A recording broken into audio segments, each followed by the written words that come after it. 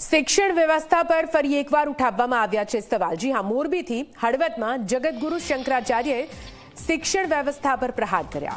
ધર્મસભામાં શંકરાચાર્ય સદાનંદ સરસ્વતીએ પ્રહાર કર્યા। તેમણે કહ્યું, શાળામાં ધર્મની શિક્ષા આપવામાં નથી આવતી। ચંદનનો ચાંદલો અને ચોટી પ્રતિબંધ હોય તેવી શાળામાં કેમ આપણા દીકરા દીકરીઓને આપણે મોકલીએ છીએ? બિલ્ડરો બિલ્ડિંગ બનાવે છે તો શાળા કેમ નથી બનાવતા? તેવો સવાલ પણ તેમણે પૂછ્યો છે।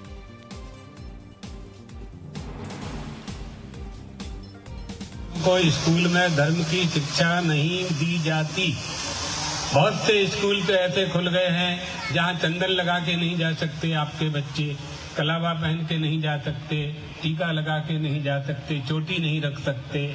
ऐसे स्कूलों में जाना ही नहीं चाहिए जहां रोली चंदन लगाने की मनाही करते हों। हमें अपने धर्म का त्याग नहीं करना है। हमें खुद, आप लोग बड़ी बड़ी कॉलोनी बनाते हैं, बड़े बड़े हॉस्पिटल बनाते हैं, बड़ी बड़ी सड़कें बनाते हैं, बड़े बड़े मकान बनाते हैं, अपना बड़ा स्कूल क्यों नहीं बना सकते? हम अपने बच्चों को क्रिश्चियन स्कूलों में क्यों भेजते हैं जहां चंदन लगाने की, चांदला करवानी मनाई है? ऐसे स्कूलों में क्यों भेजते हैं हम?